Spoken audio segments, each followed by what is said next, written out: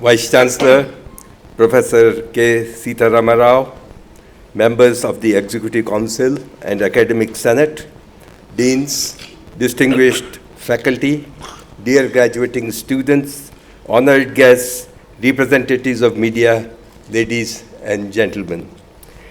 It is a privilege for me to be part of the convocation of this well-recognized institution named in honor of an iconic Indian and have the opportunity to share some thoughts with you. I am also very grateful to the university for the honor done to me by making me its alumnus by awarding a degree without attending any contact classes or passing an examination. So thank you for your kindness. I feel privileged.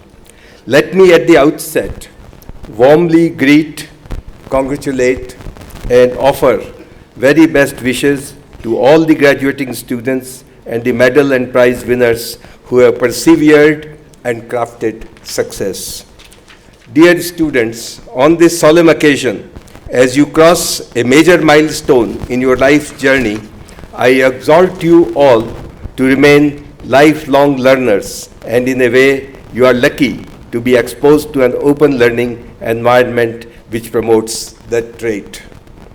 Always strive to excel, to realize your potential and aspirations, and try to be yourself in a world that is over time trying to influence you to be something else. Follow Swami Vivekananda's sage advice, and I quote, "Learn everything that is good from others, but bring it in and in your own way absorb it. Do not become others." I repeat, do not become others, and treat self-discovery as a continuum. Education is an essential enabler of life's journey and a gateway to a successful, productive, and wholesome life. Value-based holistic education also impregnates the mind with the essential attributes of humanism and humility.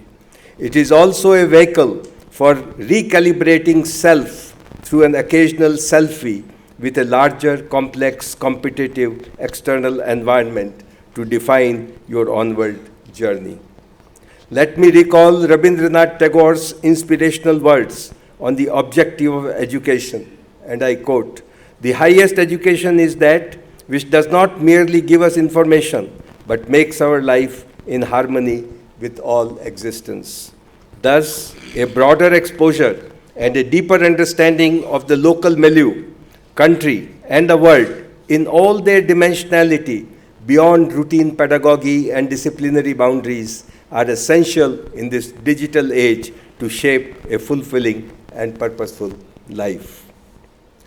A recent study has indicated that professional success is determined only 20% by disciplinary or domain knowledge, and the rest comes from attitudes, aspirations, and soft skills. Therefore, university-level exposure must provide opportunities to strike a better balance between disciplinary learning and enabling skills that also include the ability to collaborate, ability to compete, and ability to connect. In addition, of course, to nurturing the scholarly impulses. Acquire these essential life-shaping attributes and retune the mindset with a flair for objective analysis and synchronize them with the callings of the profession you may choose. Your university was an early entrant in the competitive and demand-driven open learning higher education arena.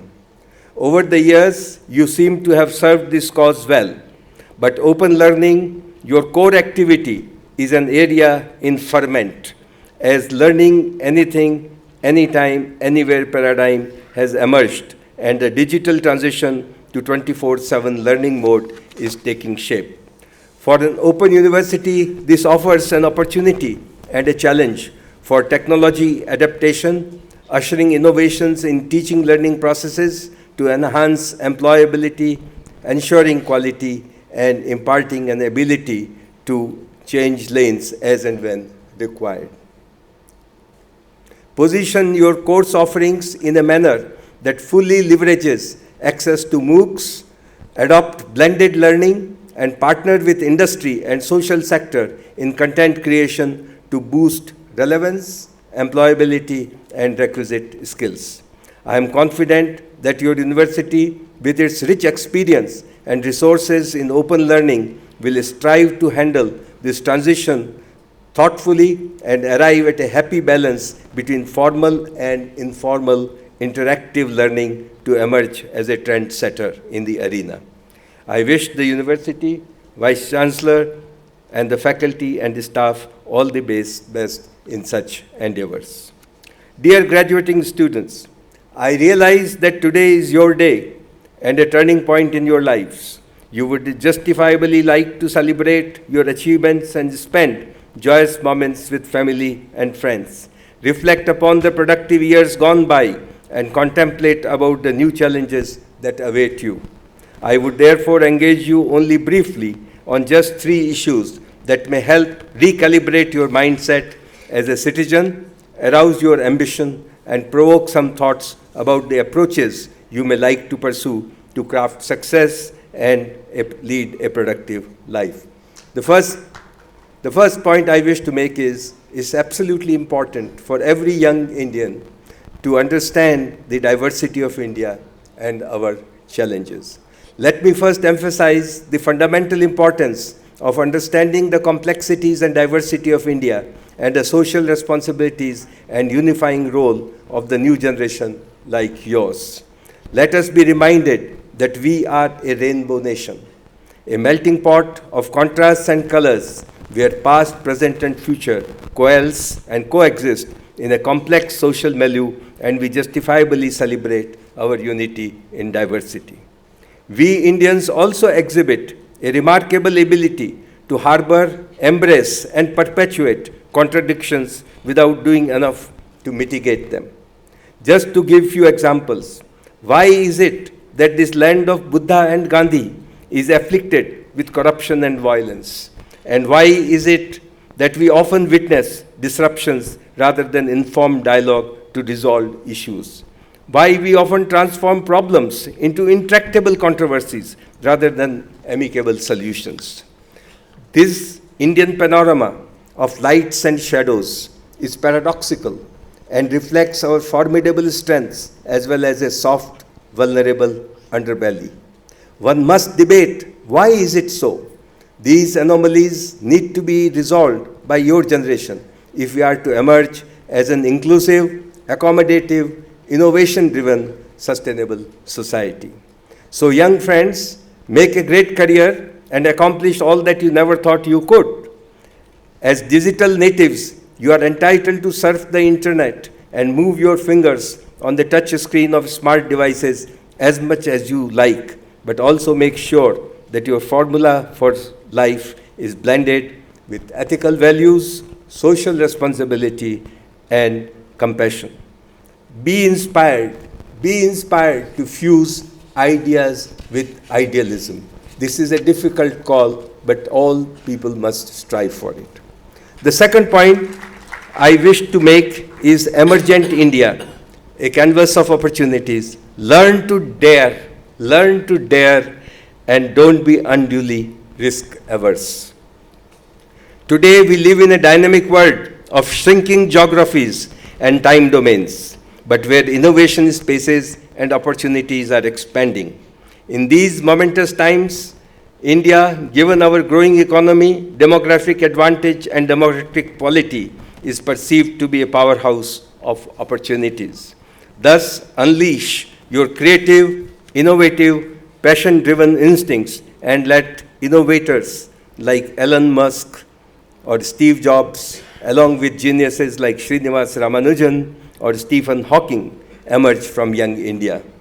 Thus, it is a propitious time to unleash the innovation and entrepreneurial instincts and potential that beckon young India. Let no one miss an opportunity and let no opportunity go by. But there is a caveat. Be aware, we are entering a competitive space where good may not be good enough. Good is just not going to be good enough. Only better than the best or something that was never thought of before will make the grade. Thus, as you gaze at the limitless horizon of opportunity, dare to aim for the impossible. Today, myriad possibilities fundamentally challenge the dogma of impossibility.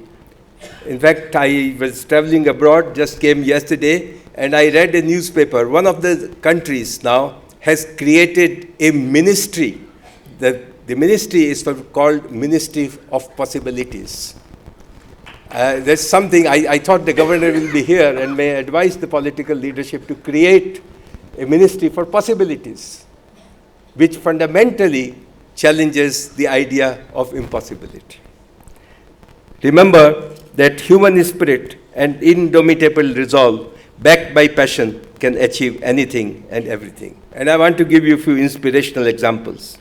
Few years ago, a 13-year-old Malavat Purna, proud daughter of farm laborers in then Andhra Pradesh, became the youngest person to climb Mount Everest. 13-year-old daughter of farm laborers. I'm sure many of you know what kind of equipment is needed, how expensive that equipment is, from the goggles that you use on ice to the various kind of gadgetry that you use. But she had the will and found the support to climb Mount Everest at the age 13. Same thing about Arnuma Sinha, a victim of heinous crime in which she lost her legs, became the first amputee in the world to climb the highest mountains in the world. I'm using Mount Everest as a metaphor to define the impossibility of achieving things in life. You are aware that an assassin's bullets could not stop Malala Yousafzai, world's youngest Nobel laureate at age 17, from pursuing her passion for women's education and human rights. They all conquered every adversity to realize their dreams. In the academic arena to which we belong, our celebrated icons like Acharya Jagdish Chandra Bose, a polymath in the Tagore mold, and one who should have won a Nobel Prize for discovering radio waves before Marconi did. And Nobel Prize winning Professor C.V. Raman made great discoveries through ingenuity and passion, overcoming the heavy odds of the colonial era, which are very difficult for our generation to imagine. So young friends, never stop dreaming, and dream big and about things that never were. Cultivate a keen sense of observation and let it power your imagination and make a transition from asking only why to why not.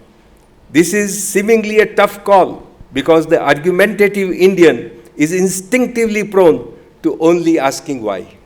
So we have to make this transition from why to why not.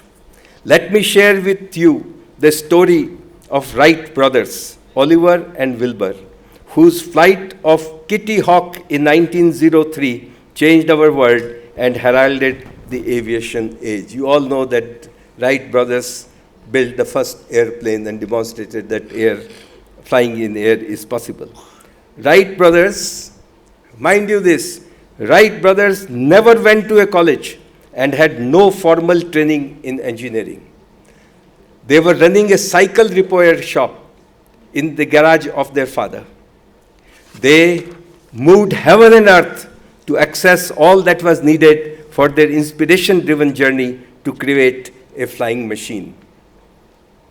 On the day of their historic first flight, and this flight was in the state of Arizona in the United States, which is a desert, and there were very heavy desert winds, and everybody told them, in such heavy winds, how are you going to fly your plane? And it's a very interesting description, but I will not repeat you here.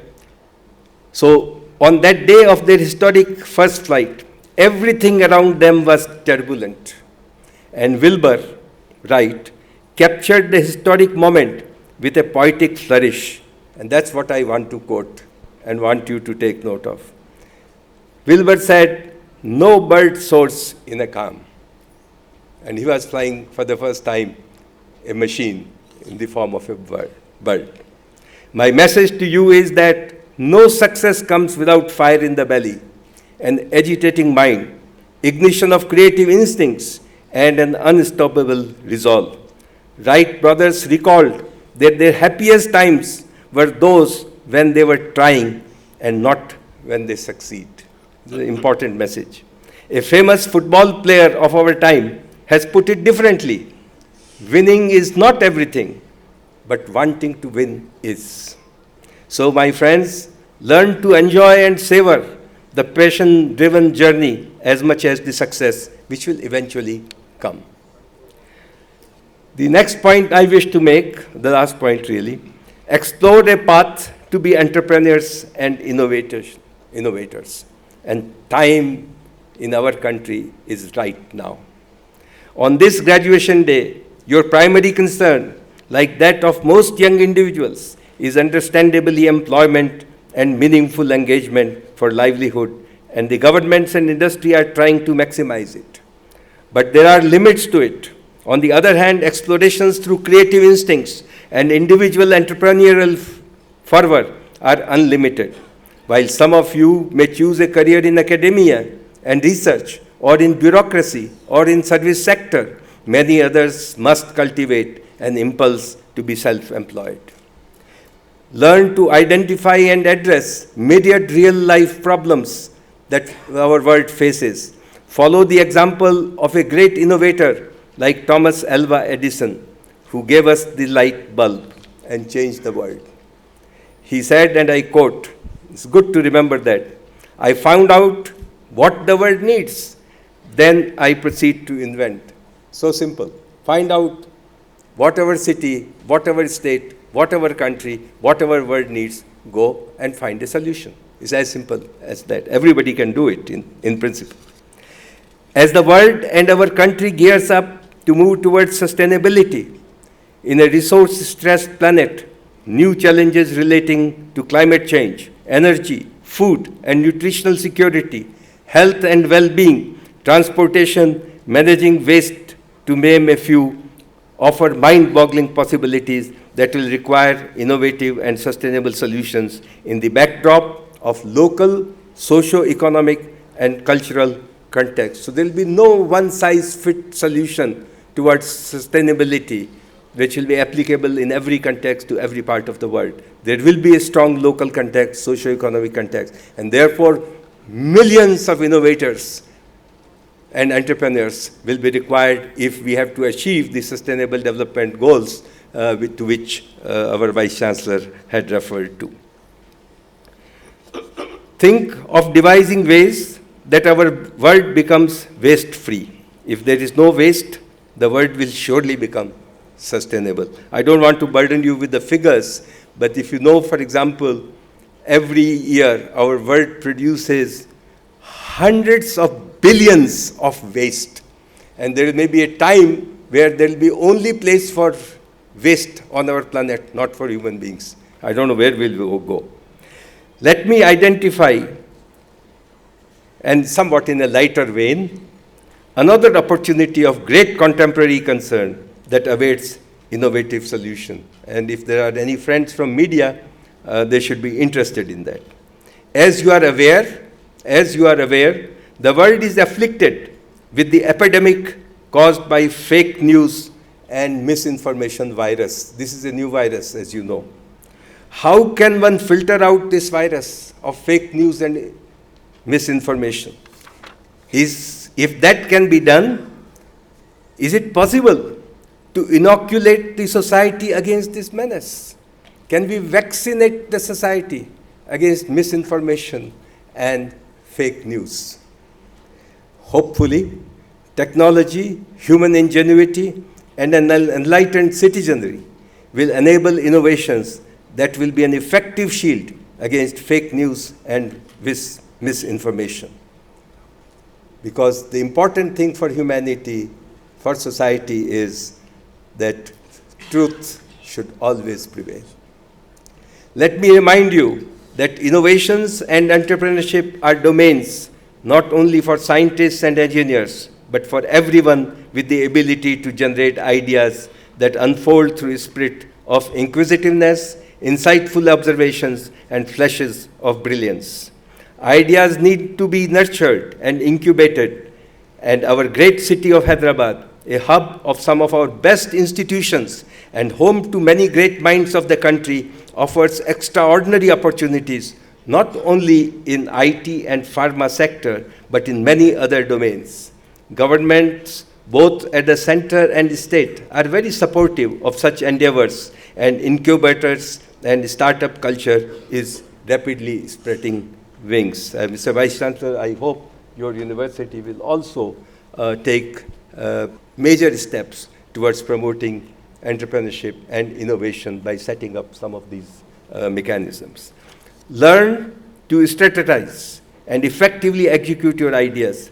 The attributes of hard work, persistence, and risk-taking ability are fundamental to success and necessary to bring an idea to fruition for achieving. Never be afraid of risks. Never be deterred by failures. Once again, I quote Swami Vivekananda, who said, and I quote, "Take risk in your life." And it's very interesting. Only an intellectual giant like Swamiji could have said that if you win, you can lead. If you lose, you can guide. Both are equally important. Remember the saying that a person who never failed never tried anything. A distinguished Indian physicist has put it very aptly, and I quote, "If there has been any success in my life, that was built on the unshakable foundation of failure." So remember, successes are built on the foundation of failures. So if you want success, first learn to fail. Then success will come. Cricket legend Rahul Dravid said while hanging his boots, announcing his retirement a few years ago, and I quote, "I have failed at times, but I have never stopped trying." So keep trying. That is a spirit worth emulating. It is said innovation, whether incremental or disruptive, and one talks a lot about disruptive innovations these days, distinguishes between a leader and a follower. Aspire to be leaders, not followers. Be employers and not employees. Be wealth creators and not mere consumers. One often hears the lament that the entrepreneurship promoting ecosystem in our country is suboptimal. This is beginning to change as a startup culture is gaining momentum. Many of our youngsters, like you, are already developing apps and artificial intelligence-based tools to find solutions to all kinds of contemporary problems. And a positive indicator of this is that many youngsters from our leading professional institutions,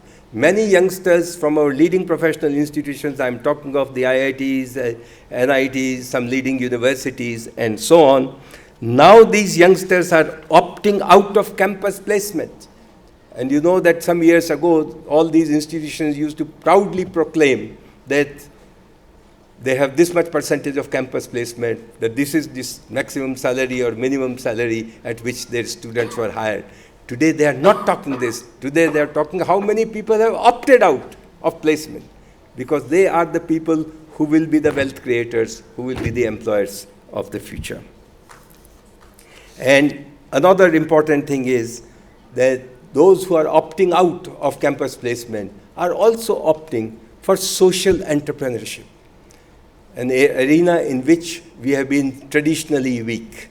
But this is an area which promises a lot, and this area is also fundamentally important for a country like ours, where we have so much disparities, social disparities in our polity.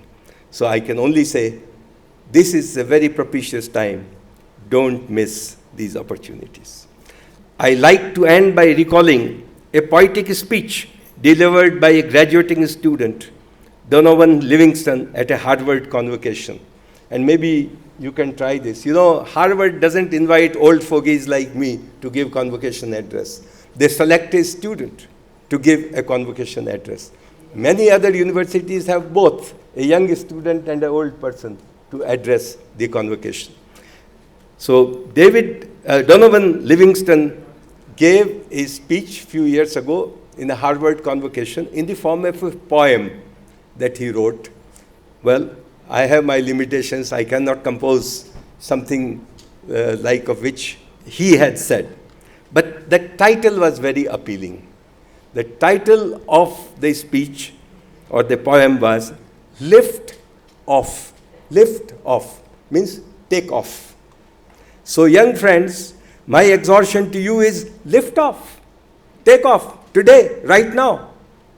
Like our redoubtable and proud space launchers, to surf the horizon of opportunities and set benchmarks in scholarship, values, and service to the nation and humanity.